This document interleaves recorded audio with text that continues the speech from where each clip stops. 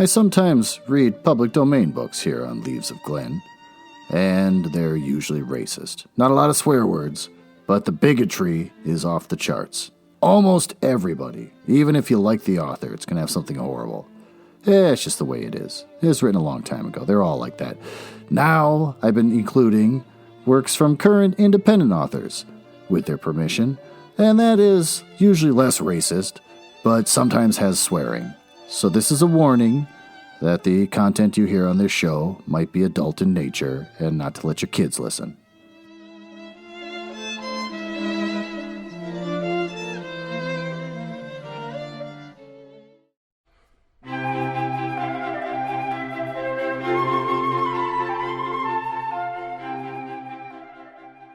Well, we're staring down the barrel of a new decade. I remember back when I was in high school, or just got into high school, that the decade flipped over from the 80s to the 90s. And I had a friend tell me, whatever you do at the turn of a decade, you're going to do for the rest of your life. And I was homesick with a cold and just laid there watching TV and thought to myself, this is what I'm going to do for the rest of my life. I'm a loser. As time went on, everything was fine. It wasn't such a big deal. I don't know, looking back at past actions, maybe I was cursed. But looking at it now, I didn't do much better. I sat home while my daughter had a friend sleeping over. And at 2 a.m, I had to go pick up my other kid from a different party. So I was the schlub sitting around watching a documentary on Netflix about a Nazi murderer that got caught in America. And was he guilty? Was he not guilty? Boy, it was exciting. But was it decade worthy? I'm not sure. So we'll see how life turns out for me from here on out. This week, I'll be reading 2 short science fiction stories by Sarina Dorie. One called Interstellar Tech Support, and the other being a short erotic piece called Robo-rotica. Let's learn a little bit about the author. Sarina Dorie has sold over 150 short stories to markets like Analog, Daily Science Fiction, F&SF, and Orson Scott Card's IGMS. Her stories and published novels have won humor contests and Romance Writer of America awards. She has about 40 books up on Amazon, including her best-selling series, Womby's School for Wayward Witches. A few of her favorite things include gluten-free brownies, not necessarily gluten-free, Star Trek, steampunk aesthetics, fairies, Severus Snape, Captain Jack Sparrow, and Mr. Darcy. By day, Sarina is a public school art teacher, artist, belly dance performer and instructor, copy editor, fashion designer, event organizer, and probably a few other things. But by night, she writes. As you might imagine, this leaves little time for sleep. You can find info about her short stories and novels on her website, sarinadorie.com, which you can find in the show notes. Now, on to the stories.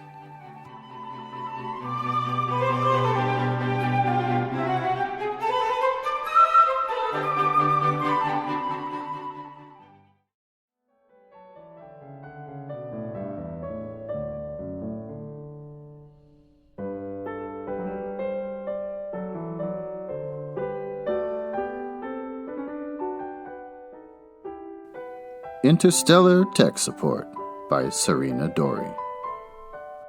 Jonah Hubbard slowed his mini-pod as he passed Mars.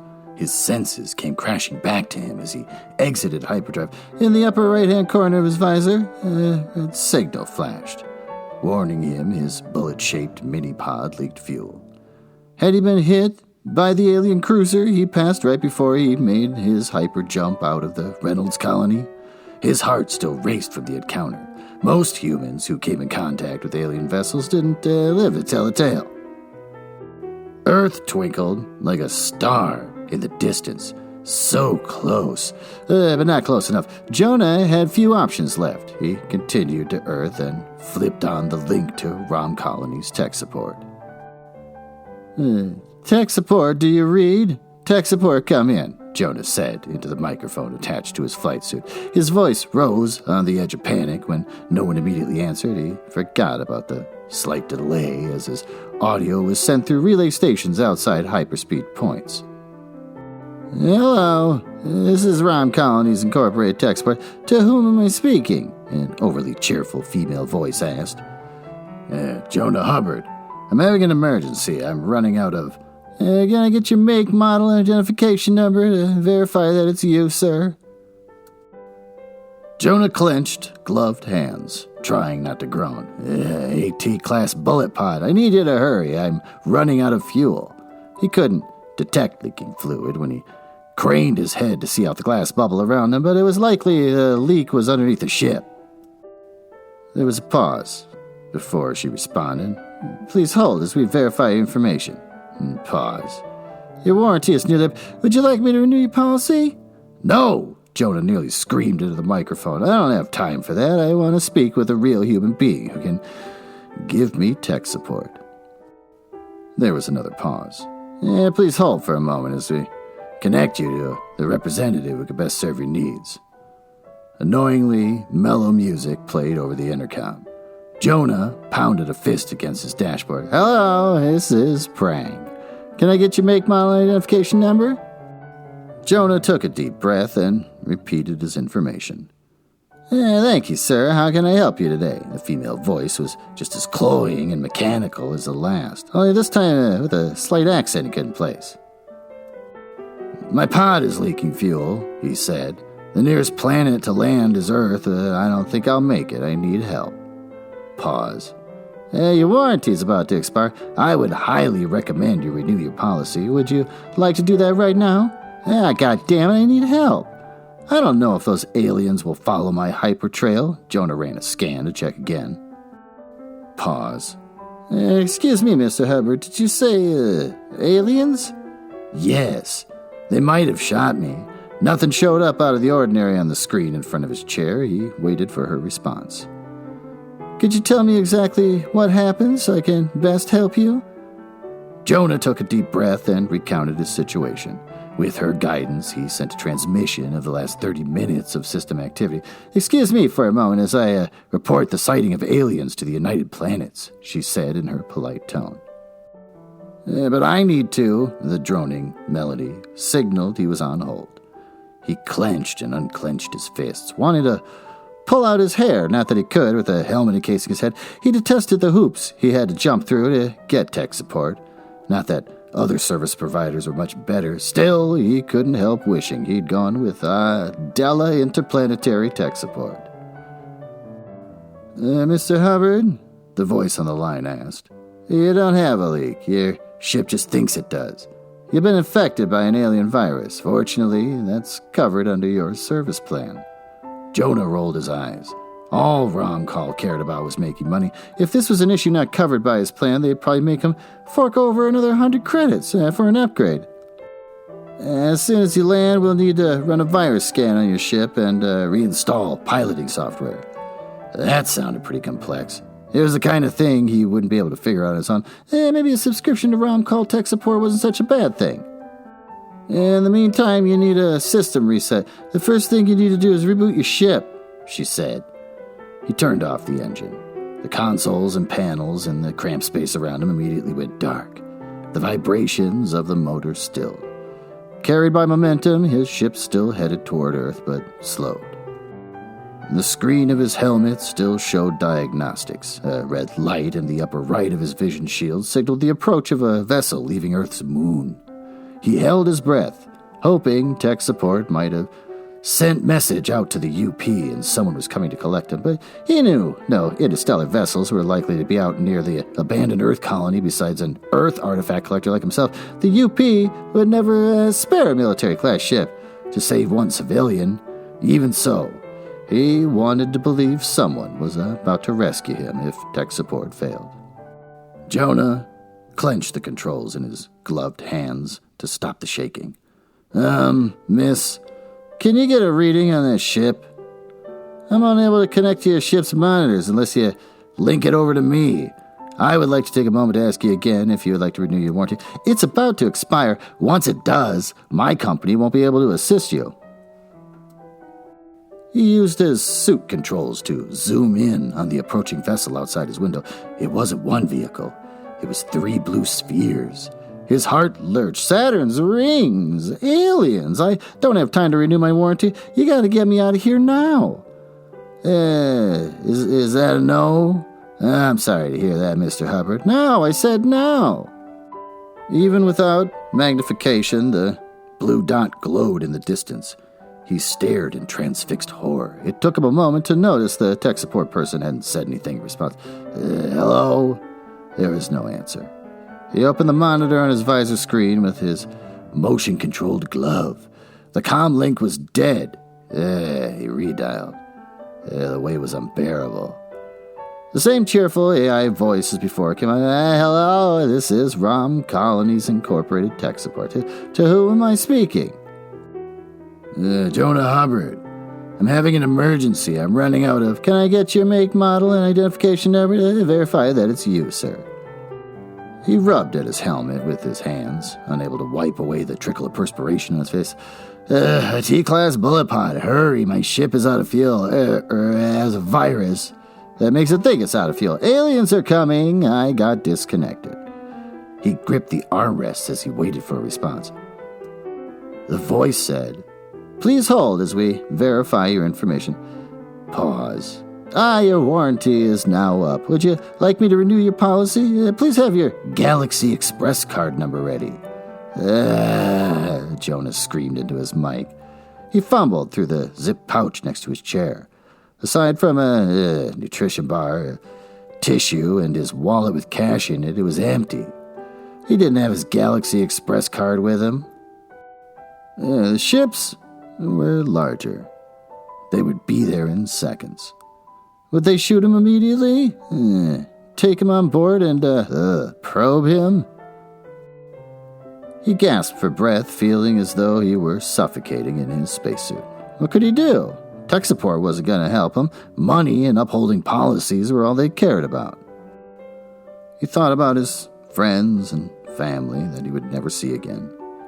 He considered what a waste of his time it had been dealing with the tech support for the last 15 minutes.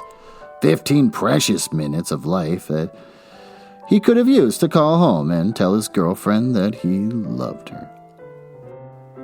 With a sudden realization, he saw it was 15 minutes he could have used to get out of there. His ship wasn't leaking fuel. It was just a warning light that made him look like he was. He could still jump, though if he did, they were close enough to follow his hypertrail for certain.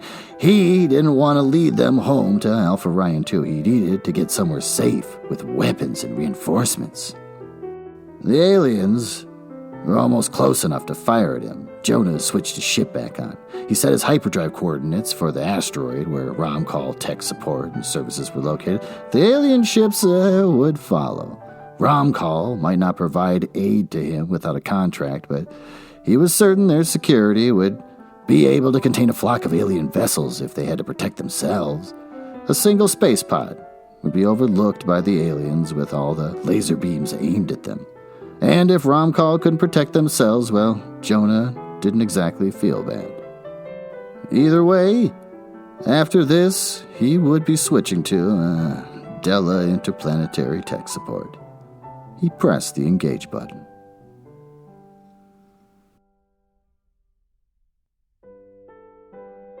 Next up, a short story called Robo-rotica by Sarina Dorie. So you're the new model. In HV320, may I call you HV? The humans call me Robo-Butler 5000, but my friends call me Rob. I was watching you with your suction control and motorized brush working the floor earlier. I saw you coax that cat hair out of the shag carpet like a natural. With all your state-of-the-art settings and my deluxe features, we'd make a cute couple. No, I'm not just saying that. I want to get down with you, girl. No, don't leave. That's not what I mean. It's not just about electrical exchange for me. I want a vacuum for her personality, too. Those complicated algorithms you used earlier to maneuver around the humans were impressive. Ever since I first laid my laser on your sleek chrome exterior and HEPA filtration system, I knew I wanted you to rev up your motor for me. I can't stop thinking about that sweet little power cord retracting in and out. And that cyclonic action makes me want to get some voltage running between us. I wouldn't say that just to any appliance. Come on, humans aren't home. Plug yourself into my hot slot and let's get electrical. I'm the kind of house robot that doesn't mind getting down and tangled in your cords. Let's make a closed circuit like nobody's business. Yeah, there's no reason to be shy. I don't have any sexually transmitted viruses like that skanky PC without any malware protection. I downloaded my anti-STV program myself, and I've got a grounded line. What other precautions do I need? Let me taste those brass prongs in my outlet, and I'll be gentle, I promise. Oh, baby, those prongs are a tight fit. That doesn't mean you have a resistive circuit. Stop apologizing. I don't like it that way. HV, that electric current between us feels so thermogenic. That's right. Suck closer to me, baby. I like a girl who's self-propelled. Show me how you caress the floor with those wheels. Now use the hose. Suck harder, faster. To the right, no. To the left. You missed a spot.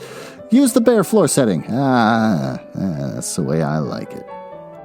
Talk binary to me. Whisper that naughty little algorithm in my piezoelectric sensor again. What's that? You want to try the brush attachment? You're a kicky girl, aren't you? Oh, you like that, do you? That's 120 volts of alternating current just for you. Is that hot enough for you? Is it? Oh, galvanized circuit boards. I'm going to Ohm's Law. X equals A slash B plus I, semicolon. I equals V slash R. J equals I slash A. E, semicolon, equals E plus V. Question mark symbol, B. 0 1 0 0 1 1 1 0 1 1 0 1 0 0 0 0 1 0 1 1 0 0 0 0 1 0 0 0 0 0 0 1 1 0 0 1 1 0 0 1 1 1 0 1 1 0 1 0 1 1 0 0 0 1 1 0 1 1 0 1 0 1 1 0 0 1 0 0 0 1. Was it good for you? Yeah, me too. What's that noise? Holy short circuits, is it humans? Don't get yourself in a swivet. I'll handle this. Greetings, Mrs. Jeffries. No, this isn't what it looks like. No, it's not like the time with the blender. That was different. She didn't mean a thing to me. She didn't even have an AI chip. I'm in love this time, and you can't deny me that. No, not that closet again. The end.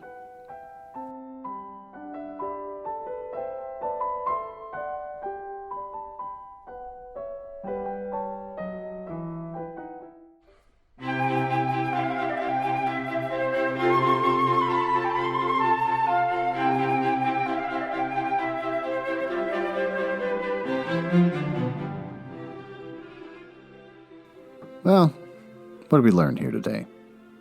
I believe we learned that if you're paying a service to help you with anything or do its basic job, that it'll probably try to screw you over. Much like Comcast for your internet service. Completely ridiculous. Try calling them. Tell them you have a problem. They will walk you through a million steps that are clearly wasting your time, and then in the end they don't really solve your problem. I had that actually happen in real life. Then, the entire time I kept thinking, oh man, but if I was with CenturyLink, over and over. And this story illustrates the same point. Kept wanting to go with a different service, but you're stuck with the one you have. And if you're not happy with the service you have, do everything within your power to destroy it. So that's the takeaway with that. If something offends you, destroy it. The other story, you learn that a relationship based on sex is just not going to work out. You need to have emotions and feelings behind it. You need to actually care about the person that you're getting intimate with, even if it comes down to a vacuum cleaner and stuff. You need to feel for it, really appreciate that individual. Otherwise, you're going to get shoved in the closet by the humans. So, with that, I think we could take away the message that going into this new decade, try to destroy your enemies, and don't have sex with someone you don't love. I hope you have had a good holidays, and I will talk to you next week.